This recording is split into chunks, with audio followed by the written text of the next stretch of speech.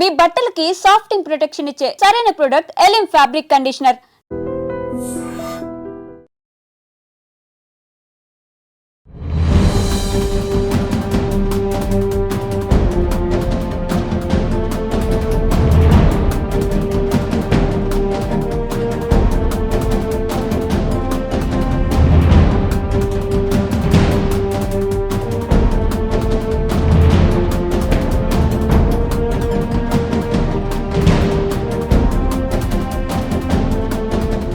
అతివేగం, fitness లేని వాహనాలు రోడ్లపైకి రావటం, అలానే ట్రిపుల్ రైడింగ్ కావచ్చు, హెల్మెట్ లేని ప్రయాణాలు, ఇలా నిర్లక్ష్యం ఏదైనా రోడ్డు ప్రమాదాలు జరుగుతున్న తీరు చూస్తుంటే భయం వేస్తోంది, ఒళ్ళు గగురుపాటుకు గురవుతుంది. అనకాపల్లి జిల్లా లంకెలపాలెం వద్ద ఒక లారీ చేసినటువంటి బీభత్సం మనం చూసాం. స్పాట్లోని 4 చనిపోయారు, చాలామంది ఇంకా 10 మంది వరకు కూడా గాయపడి ప్రస్తుతం హాస్పిటల్లో అయితే ట్రీట్మెంట్ తీసుకుంటున్నారు.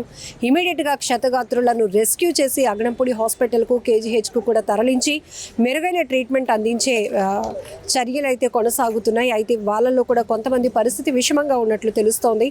ఏదేమైనా కూడా ఒక్కసారిగా అతి వేగంగా వచ్చినటువంటి లారీ ఇది విశాఖ పోర్టు నుంచి ఒక కంటైనర్, సో ఫుల్గా సరుకుతో తెలంగాణ వైపు వెళ్ళటానికి ప్రయాణం కొనసాగిస్తున్నటువంటి ఒక కంటైనర్ లంకెలపాలెం జాతీయ రహదారిపైకి వచ్చేటప్పటికి సిగ్నల్ పాయింట్లో ఎగ్జాక్ట్గా సో అతి వేగంగా దూసుకొచ్చి కార్లపైకి వెళ్ళిపోయింది. ఒక కారు అయితే పూర్తిగా నుజ్జైపోయింది, మరో 2 కార్లు కూడా పూర్తిగా డ్యామేజ్ అయినటువంటి పరిస్థితి ఉంది. మరొక వైపు ద్విచక్ర వాహనాలపైన ఉన్న వాళ్ళపై కూడా ఈ లారీ మృత్యువులాగా దూసుకొచ్చిందని చెప్పొచ్చు.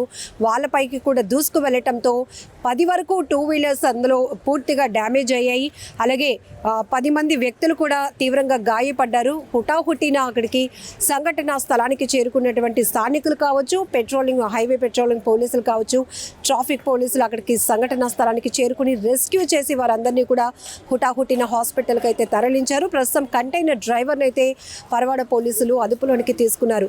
అయితే ఇలాంటి ప్రమాదాలు మనం చాలానే చూస్తున్నాం. ప్రాంతం ఏదైనా కావచ్చు, కానీ రోడ్డు ప్రమాదాలు జరుగుతున్న తీరు చూస్తుంటే ఒళ్ళు గగురుపాటుకు గురవుతోంది. ఆ రోడ్లన్నీ కూడా రక్తమోడుతున్నాయని చెప్పొచ్చు. చాలామంది ప్రాణాలు పోగొట్టుకుంటున్నటువంటి పరిస్థితులు, ఎక్కువ శాతం అతి వేగమే ప్రమాదాలకు కారణమవుతోంది. కాబట్టి ఇది అనకాపల్లి జిల్లాలో ఈ లారీ బీభత్స ఘటన జరిగినప్పటికీ కూడా విశాఖ నగర పోలీస్ కమిషనర్ శంకబ్రత బగ్జీ సార్ మనతో పాటు ఉన్నారు. ట్రాఫిక్ మేనేజ్మెంట్కి సంబంధించి ఒక కొత్త విధానాన్ని అయితే ఇంప్లిమెంట్ చేయబోతున్నాం. ఇది మొదట కొన్ని ప్రాంతాల్లో ఇంప్లిమెంట్ చేసిన తర్వాత దాంట్లో ఆటుపోట్లు కూడా సవరించుకొని పూర్తి స్థాయిలో అందుబాటులోకి తీసుకొస్తామంటున్నారు.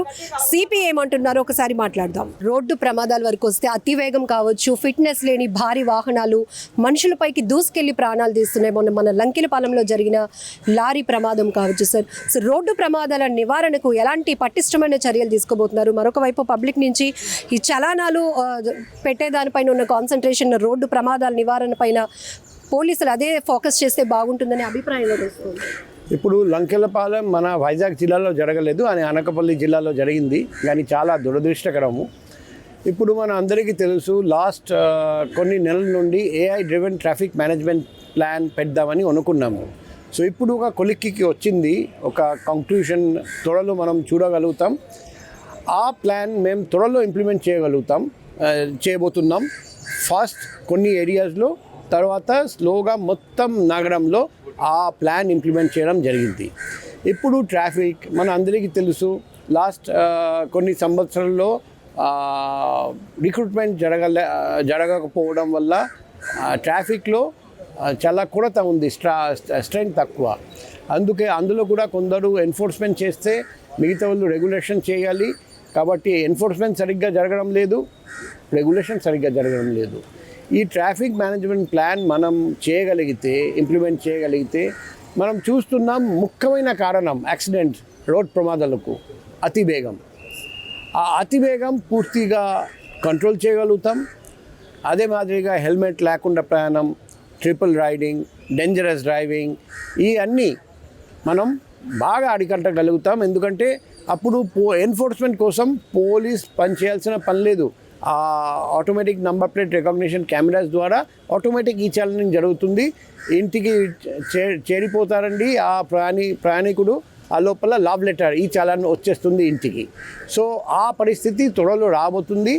అప్పుడు ఖచ్చితంగా మన ఊళ్ళో వైజాగ్ నగరంలో ట్రాఫిక్ యాక్సిడెంట్స్ బాగా తగ్గిపోతాయి అని మేము అనుకుంటున్నాం, నమ్ముతున్నాం. ఎందుకంటే ఈరోజు చూస్తే పోలీస్ని చూస్తే బండి స్లో చేస్తారండి, పోలీస్ లేరండి మళ్ళీ స్పీడ్ పెంచుతారు. పోలీస్ని చూసి హెల్మెట్ ధరిస్తారు, పోలీస్ లేకపోతే హెల్మెట్ పక్కన పెడుతున్నారు. అప్పుడు అది కుదరదు. ఎక్కడ చూసినా 100% కవరేజ్ ఉంటుంది by automatic number plate recognition camera.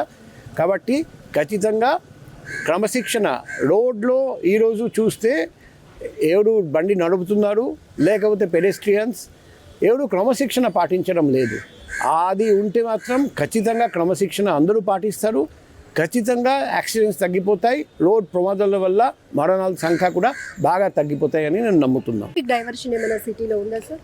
ఇప్పుడు మనకు 13 రథయాత్రలు ఇంపార్టెంట్గా మేము గుర్తించాము.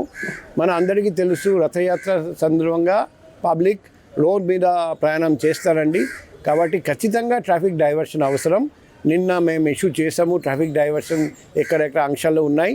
ఈరోజు print media, electronic media, social మీడియాలో అది బాగా సర్క్యులేట్ అవుతుంది. ప్రజలందరికీ రిక్వెస్ట్ చేస్తున్నాం, రథయాత్ర సందర్భంగా ఖచ్చితంగా ట్రాఫిక్ డైవర్షన్స్ ఉంటాయి. మేము ఆల్రెడీ ప్రెస్ ద్వారా రిలీజ్ చేసాము. దయచేసి అవి పాటించండి, పోలీస్కి సహకరించండి. Thank you. నిజంగా ప్రస్తుతం ఉన్నటువంటి సమాజం దేనికి ప్రయారిటీ ఇస్తుంది? ఆర్థిక సంబంధాల చుట్టూ మాత్రమే తిరుగుతోంది. మళ్ళీ ఎన్నికలంగానే చాలా విరక్తి కలుగుతాను. మంచి అనిపిస్తుంది కదా, లేడీస్ కూడా ఛాలెంజింగ్ జాబ్స్ చేసినప్పుడు చాలా బాగుంటది. ట్రాఫిక్ అసిస్టెంట్స్ గా నియమించిన ట్రాన్స్జెండర్స్ అందరితో సాల్యూట్ చేయించుకుంటున్నారు. ఫుడ్ డెలివరీ ఇవ్వటానికి వెళ్ళినటువంటి డెలివరీ బాయ్ అనిల్ పై కళ్ళ ముందు